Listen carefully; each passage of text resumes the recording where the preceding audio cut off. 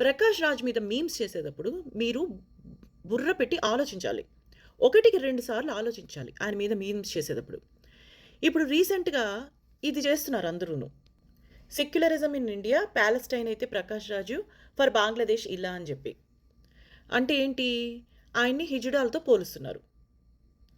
ఇది ఎంత తప్పంటే, అంటే నేనిది ఏదో స్పూఫ్ కిందో, సర్కాజం కిందో చేయట్లా. చాలా సీరియస్‌గా చేస్తున్నా. హిజ్డాలనేవాళ్ళు హిందూయిజంలో చాలా ప్రాముఖ్యత ఉంది వాళ్ళకి.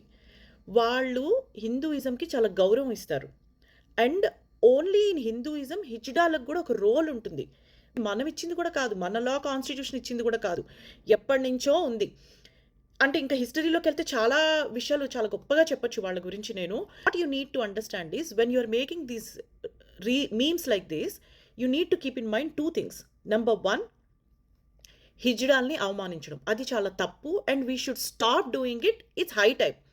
They are just like us, people like us, and they have more morals and ethics than most of us. In fact, మనలో ఉండే స్ట్రెయిట్ మెన్ అండ్ విమెన్ కన్నా కూడా వాళ్ళకి చాలా మోరల్స్ అండ్ ఎథిక్స్ ఉంటాయి.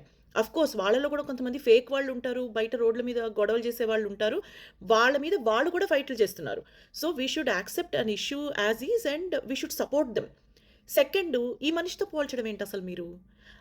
ప్రకాష్ రాజ్‌కి హిందూయిజం అంటే పడదు. సనాతనం అంటే పడదు. ఎక్కడికెళ్ళినా వాళ్ళ మీద ఇన్సల్ట్ చేస్తూ ఉంటారాయన. ఓపెన్‌గానే చెప్తారాయన. అలాంటి ఆయనతో వీళ్ళనేంటండి పోల్చడం? అసలు ఆ ప్రకాష్ రాజ్ గారికి వీళ్ళకి ఏమన్నా సంబంధం ఉందా? హిజ్డాలంటే హిందూయిజంలో పార్ట్ వాళ్ళు. వాళ్ళు మనలో ఒక పార్ట్. వాళ్ళని తీసుకెళ్ళి ఆయనతో పోల్చడం ఏంటసలు?